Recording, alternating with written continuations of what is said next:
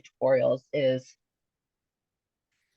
something that I wanted to touch about with different tutorials and infographics, especially in relation to Piktochart, is the importance of including different types of tutorials. So not just having one, but having different various types that you can look at. So this 2-minute video would be like my general go look at this. And for my other resources and stuff, I would put for more in-depth, um, for more information, you could go to a simple guide for beginners, which is here. Or for, I wanted to create other slides of um,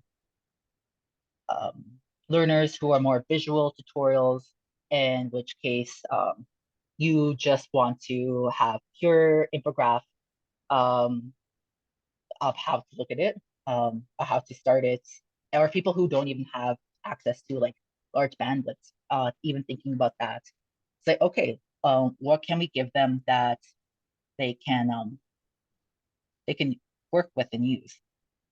And this one doesn't want to open, so I'm just gonna click on this edit for free. I'm not gonna edit it. I'm just gonna go down. Um, Even this for students who don't have access to Wi-Fi, it is important to also include tutorials that aren't videos or are accompanied videos. So even this is one long PDF that a student can look at any time of the day. Um, Along with that is students who need more time or need more information because either the brain's not making the connections or it's just a realm that is outside of them. It's really important to include more in-depth videos like this 10-minute video. So it's like 5 times as long as the other one, along with a very in-depth write-up. So I can imagine students like me who are very independent or students who uh, need a lot more Hi. in-depth um guiding, especially before, during, or after the class. Tutorials like this are ride-alongs, very in-depth, different things. It almost reads like a recipe in the way that it is broken down. And I believe that that is also something as an educator I should be providing for my students because I've noticed that when I needed more information, um, I would ask the teachers, and sometimes they'd be like, "Oh, you can Google it." I'm like, "I guess I can," or I when I do have to do that, I kind of go down a rabbit hole of like I don't know what I'm looking for, and I try to like gather things up. So when it comes to like educating or introducing things, it's best to have as many sources for these students to look at. Um, and is this one of them? So I'm looking at all the resources. There we go. Here's a different one on how to use infographics. That is in the classroom. I am actually looking for, here we go.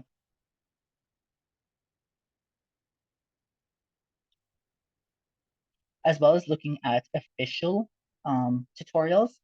Another way for us to look at different tutorials that have different perspectives on what to, a different information to look at, is to look at like other education um, institutes, i.e. the UC Santa Cruz University Library has this amazing Piktochart tutorial written by Brown and all, and it even has contents of why Piktochart, starting out tabs, getting started, for even a more in-depth, like you see, even picture by picture and how to do it, which settings to do, how to publish it. Um, and honestly, if I didn't have to look for all those information, I would not know all that information exists. And with that in mind, when we do introduce ed techs and new ways for students to engage in the content or to create content, it's important to not include just one type of tutorial or reference, but different types and different resources for them to look at and reference in one place. And and that's just for that. Um, Classroom utilization, which would be like one of my last ones.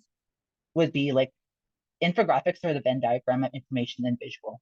So when we talk about, oh, can these students understand what's happening? Can these students understand the content, and then can they um, recreate that, or can they um, uh, use it?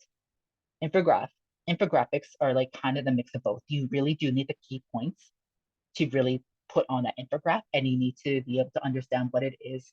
And a visual is sometimes a best way to conceptualize things. With infograph ways we can use Piktochart charts in the classroom is by using them for key points, definition, or highlighting information content, having them talk about, oh, introduce something, do these definitions in an infographic sort of way, or X, Y, and Z. Um, Another reason it's really good is because it presents information in a way for visual storytelling of the information. And it's for especially Indigenous learners that visual storytelling is very important, I would say, in the way we kind of remember things. Um, or even just the storytelling way of us taking in information is very important in if we're able to understand the beginning, middle, of end, and end, we're able to kind of um, understand that content. And of course, I think my favorite uh, reason for using Piktochart is for that quick and identifiable resource to students and educators alike. I don't know how many times me as an education assistant in a grade 9 English arts classroom consistently had to refer to these posters about the different like prepositions and adverbs and things like that helped me a lot because it's constantly something like I needed to reference, but not in my outside life. So even for the not even students, the staff alike, it's a good reminder and a good factual checkpoint. But yeah, that's where I've gotten for this. Um, I think something I would like to add in is maybe a student resource or a student tutorial of how to run these. Because something I really like about Piktochart is that when you do sign up, because I went through the entire process of signing up, when you do sign up, it does ask you for what are you using this for? Are you an educator? Are you a student? If you're a student, what's your grade level? If you're an educator, are you is this professional thing? Are you administration? X, Y, and Z. So based on that, it helps generate templates that are more catered towards information or towards content that would be more uh, age appropriate, if that makes sense, or X, Y, and Z. Um, which I really like because sometimes the things that I need it for, I don't even think about what the students will need it for or their understanding of things. So being able to kind of like explore that and um, kind of do a quality check is really important and um, I think a good marker of a good ed tech tool.